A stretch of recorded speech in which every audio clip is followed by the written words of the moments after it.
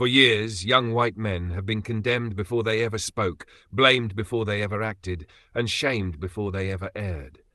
They were raised under a moral order that declared them guilty by birth, inheritors of crimes they never committed, beneficiaries of injustices they never sanctioned. Society relentlessly preached tolerance, yet offered none to them.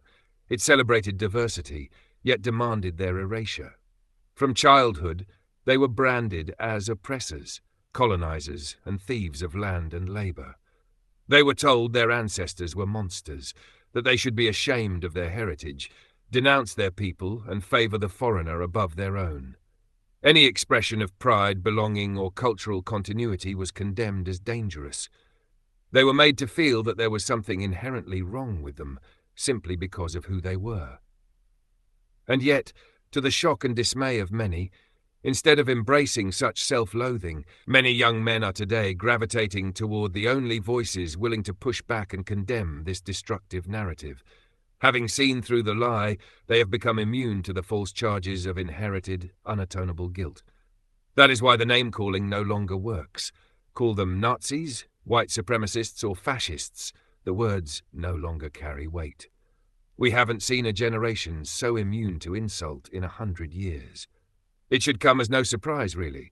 From birth, society berated them, openly, more often through quiet approval, silence, and neglect. And now society wonders why they've lost all credibility with these young men, or why they're turning instead to voices that dare to challenge the narrative that has long beaten them down. The irony, however, is that these so-called reactionary movements did not emerge in a vacuum. They are the inevitable harvest of seeds long sown, decades of disdain, humiliation, and shame. Add to that a cowardly refusal to stand with, or even defend, the only group in society it is still acceptable to openly discriminate against, and you have a crisis entirely of your own making. So, if you don't like who they're listening to, don't just wag your finger. They've endured decades of it, and quite simply, they don't care about your disapproval. What's more, there's no heroism in publicly denouncing the social pariahs they follow. It takes zero courage, carries no risk, and only confirms everything they suspect.